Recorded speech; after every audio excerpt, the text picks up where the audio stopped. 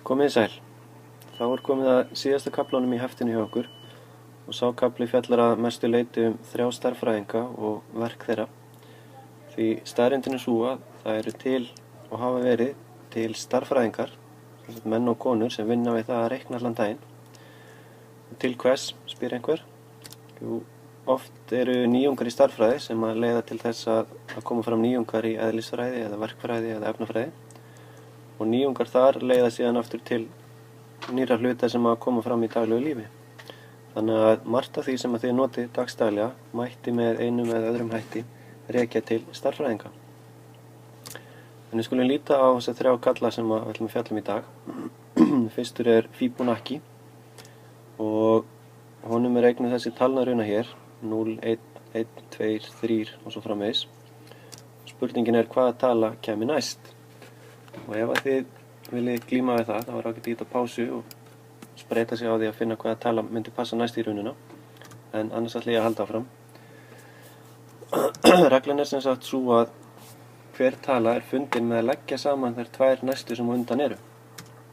Og þannig er haldið áfram, 1 + 1 gefur okkur 2. Við getum haldið áfram, 1 + 2 gefur okkur 3 og koll á kolli. Þannig að næsta tala í rununni væri væntanlega summan af 21 og 34. Þannig að svona hljómar þessi regla. En þá kann einhver að spyrja hvað er svona merkilegt við þessa runu. Nú í fyrsta lagi þá finnst mönnum hún vera spennandi. Það hefur bæði verið sett aftan á kókupösspakka og einnig var þetta 5 milljóna króna spurning í þættinum Viltu vinna milljón fyrir nokkrum árum. En ef við skoðum einhverja 2 tölur sem liggja hlið við hlið í þessari runu og finnum hlutfall milli þeirra, það er að segja deilum annarri tölunni í hina, að þá kemur alltaf út tala sem er nálægt því að vera 1,6. Og jafnvel þá ég myndi taka einhver aðra 2 tölur og þá myndi ég líka fá töluna 1,6. Og þessi tala hérna, hún tengist því sem kallast gullinsnið. Og þið getið annarkvort farið inn á vefskólan og skoða myndband sem ég er búinn að setja inn þar sem fjallar gullinsnið og hvernig það kemur fyrir í bæði mannslíkamanum, náttúrunni og listum.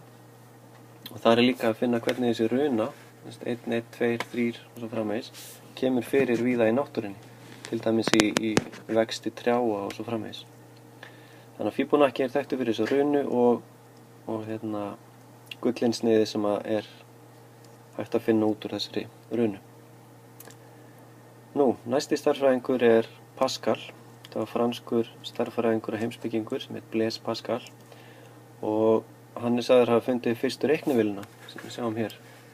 Kannski ekki hentugt að kalla þetta vasareikni, myndi ekki passa í vasa, en engu að síður gat þessi vél lagt saman, dregið frá, margfaldað og deilt og sagan segir að hann hafi fundið þetta upp af því að honum fannst leiðilegt að horfa á hvað margir starfsmenn þurfti að vinna fyrir pappans við það eitt að reikna. Því pappans sá skattinnheimtur í einhverju héraði í Frakklandi. En Pascal var líka áhugamaður talnamynstur og hann er einnig þekktur fyrir að hafa sett fram það sem kallast Pascal þríhyrningurinn. Og enn og aftur getið annarkvort googlað það eða kíkt inn á vefsíðu sem ég hef sett slóð á vefskólan. Það er hægt að sjá að út frá þessum þríhyrningi hans er hægt að finna alls konar talnamynstur. Sum eru einföld en önnur eru flóknari og jafnvel ekki notuð fyrir á háskólastigi í stærðfræði. Það sýnir kannski hversu nýtilegur þessi þríhyrningur er. Hann sem sagt er hægt að nýta hann í það sem kallast æðri stærðfræði. Svona lítur þríhyrningurinn út og til að útskýra hvernig hann er settur fram þá er alls staðar hérna á jaðrinum talan 1 og síðan eru aðrar tölur fundnar með að leggja saman þær 2 sem eru fyrir ofan. Ef ég legg saman 1 og 1 þá fæ ég út 2 og sömuleiðis hér ef ég legg saman 3 og 3 þá fæ ég út 6 og svo koll og kolli. 4 + 1 eru 5 og þannig mætti halda áfram. Og þá er líka hægt að búa til fleiri línur og þá myndi koma hérna væntanlega talan 8 og svo framvegis. Þannig að endilega skoðið vefsíðuna sem ég bendi á hana vefskólanum og þar er að finna nokkur munstur og kannski þið nú þegar búin að sjá einhver munstur í þessum þríhyrningi eða vilji glíma við að finna einhver út og síðan staðfesta það með að kíkja á vefsíðuna síðar. Nú síðasti stærðfræðingurinn sem við skoðum í dag er Gauss. Hann var uppi á 18. öld og sagt að hann hafi verið frekar óþekkur í skóla og eitt sinn hafi kennarinn ætlað að hafa ofan af fyrir honum og sagt honum að fara aftast í bekkinn og leggja saman allar tölur frá 1 og upp í 100 því Gauss hafði jú gaman að stærðfræði. Og kennari hélt að með þessu væri hægt að hafa Gauss uppbygginn og til friðs í langan tíma en það gekk ekki því Gauss hann lagði þetta saman á örskot tíma. Og það sem hann byrjaði að gera var að skrifa upp tölurnar í öfugri röð, semst að byrja á 100 og svo 99 alveg niður í 1 og þá sá hann ákveðið mynstur. Og ef þið viljið glíma við að finna mynstri sjálf þá getið þið hitt á pásu og skoða en ég ætla að halda áfram. Það sem hann tók eftir var að summan, ef hann leggur saman þær tölur sem eru fyrir ofan og neðan hvor aðra, að það er alltaf summan 101 sem kemur þar fram. Og hversu oft kemur þessi 101 fyrir? Jú, einu sinni, tvisvar, þrisvar, allt í allt 100 sinnum. Þannig að hann sá núna að hann er með summun á 101, hann er með þessa summu 100 sinnum og þá var hann kominn með summu allra talnanna í þessum tveimur línum. En hvað ætti Gauss að gera ef hann vill bara fá summuna frá 1 upp í 100, semst aðra línuna, ekki báðar? Því vantarlega myndi hann deila þá með 2. Þannig að ef þið viljið vita hver summan er fyrir tölur frá 1 upp í 100, þá getið þið margfalda saman 100 og 101 og síðan deilt með 2. Þannig gerði Gauss þetta og fékk út rétt svar og að sjálfsögðu gildir þetta fyrir tölur aðrar en bara frá 1 upp í 100. Við getum fundið summuna frá 1 upp í 50. Ef við myndum skrifa þar upp 1, 2, 3 og svo framvegis alveg upp í 50 og fyrir neðan myndi ég skrifa þetta í öfugri röð, það er að segja 50, 49, 48 og svo framvegis alveg niður í 1. Hver var þá summan hér? Hérna myndi ég fá 51,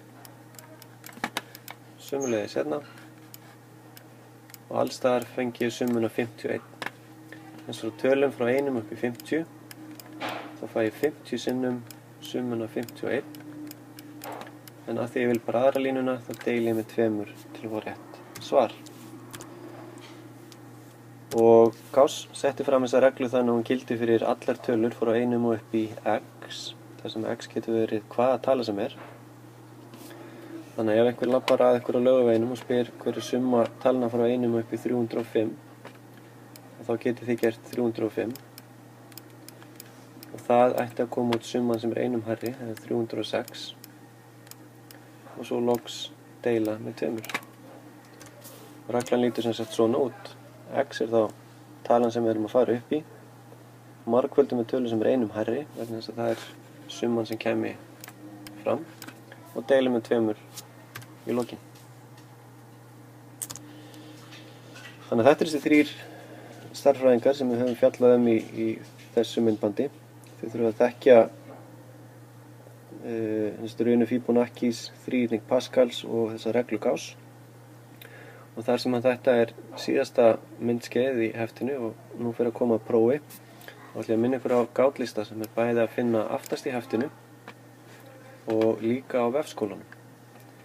Þið skuluð fara og kíkja á þennan gátlista og fara samviskusamlega yfir hann, vegna þess að prófið verður að stærstum hluta upp úr gátlistanum. Þannig að ef þið hafið undirbúið okkur fyrir prófið með því að nota á stigastu gátlistan, þá ætti ekkert að koma ykkur óvart í prófinu. En ég segi bara takk fyrir mig í dag og gangi ykkur vel.